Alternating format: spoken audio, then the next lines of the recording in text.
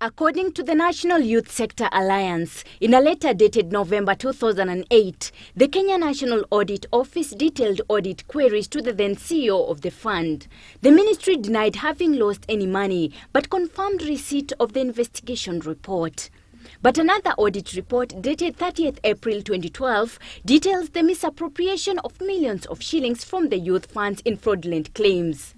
This has forced members of the National Youth Sector Alliance to demand for the minister, his permanent secretary, the board of directors and the CEO in the fund to step aside, at the same time issuing a 7-day ultimatum to the government to act.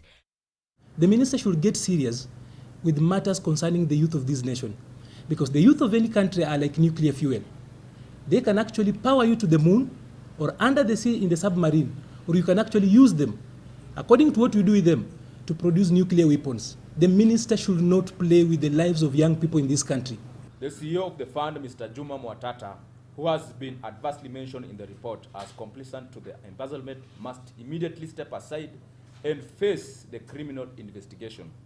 The minister and permanent secretary to take political responsibility and step aside for proper forensic audit and prosecution of the staff culpable of misappropriation of the funds. According to the ministry, the partnership agreement with Cusco was signed in February 2011, with the first disbursement of 75 million Kenya shillings being done in April and the second tranche disbursed in October 2011. According to Youth Fund Board Chair James Gitau, Cusco has so far loaned 109.7 million Kenya shillings to 13 SACCOs and 8,175,500 shillings to individual youths.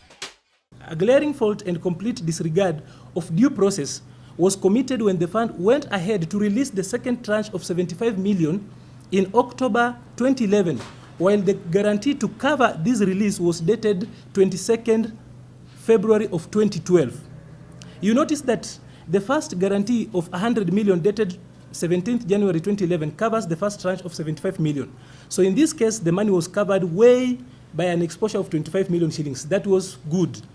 But by the second tranche by the time the second tranche was released, the fund was now exposed by a whopping 50 million without adequate cover. We know Equity Bank, with all the infrastructure they have, they normally are not able to disburse 50 million shillings in 3 years.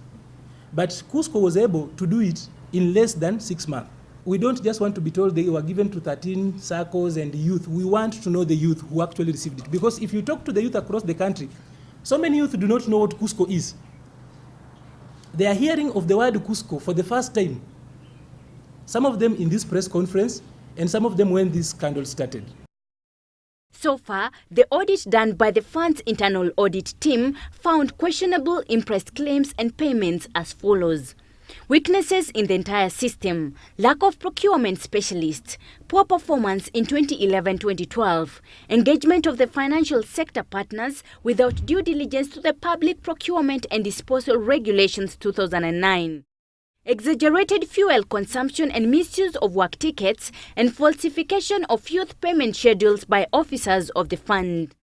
Lack of proper communication channels.